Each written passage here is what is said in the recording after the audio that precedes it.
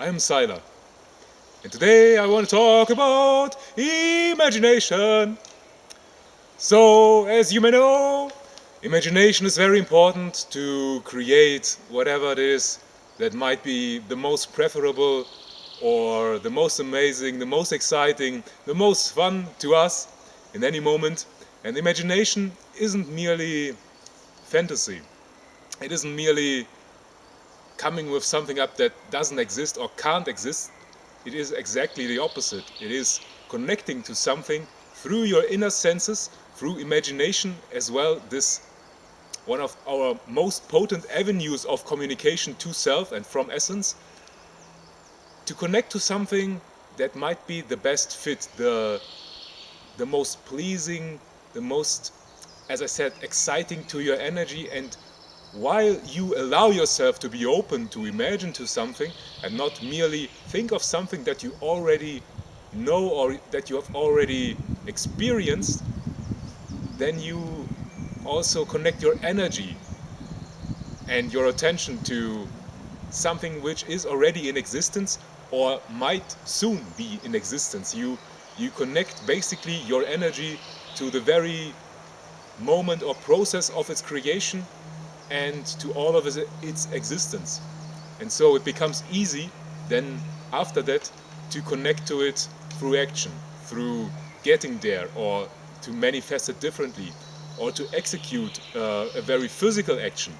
When we imagine, for instance, how we are going to move or what it is that we actually want to move, we may answer with imagination any kind of questions that we don't even think or that we may not even be sure of an actual answer exists that is pleasing to us.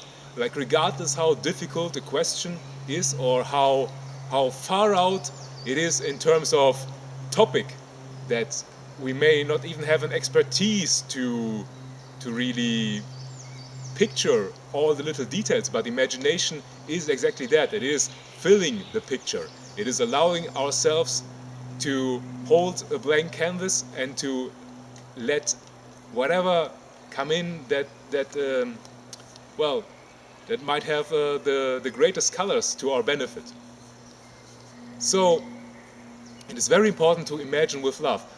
And as I said, it is important to imagine with choices. Imagining with love means, love in a sense of knowing and appreciation, knowing and appreciation in terms of what we do, how we imagine, that we are the ones imagining, that what we imagine is already there, and through love we connect to it and we stabilize this connection so that it becomes easier for us.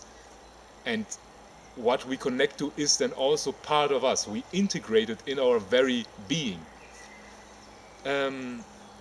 So let me say I imagine how I'm going to move my arms. And then I immediately do it. Then I'm connecting several actions with imagination and my inner senses and my outer senses, my feeling and basically all my energy. And when I do it with appreciation and I acknowledge how I imagine it and that it isn't merely fiction, and that I also acknowledge my ability, then I build not only trust, but I also kind of expand myself really greatly in that action. Like even if it was just 1 or 2 seconds. Like imagine doing this for more and more of our lives, how great wonders we may manifest or just insert into this reality. So imagining choices is also an area that I'm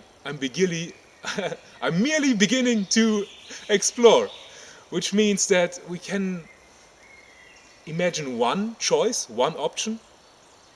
We can imagine an alternative if that option is not pleasing to us, or we may even imagine a multitude of probable choices and how we might be engaging all of them, and how us as selves and as action of consciousness are expanding and branching out and creating these new probabilities.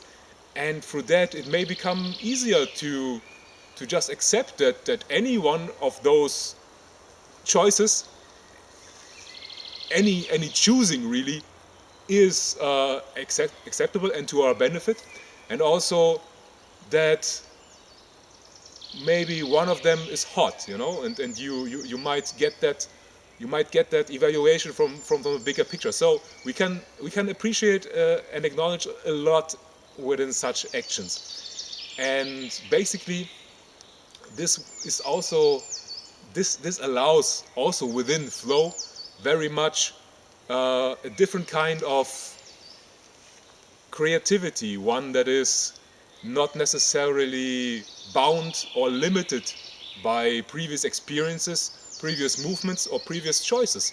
So when we actually practice imagination in its purest form, like daydreaming, then I figure we are unlocking ourselves greatly, and really our deliberate and free creation of our reality and how we are doing it, because, or let me say, there are no limits in how we may create reality, and so we may amaze us in I'm going to put it like deliberately like this. We may amaze us in our amazing ability to amaze us further with every coming step that we take, or that we may just imagine taking. But of course we have to choose what we do, and by really imagining a flow that is richer, a flow that is more spontaneous or more fun, we may create or recreate, reform, and, well, just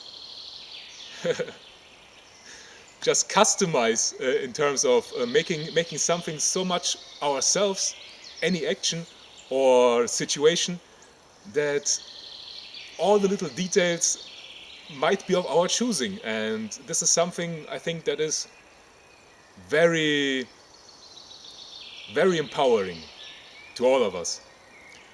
Like, the more I am doing, I'm sure the more I am encouraging others around me to also free up their energy and imagination, and vice versa. We all are encouraging ourselves.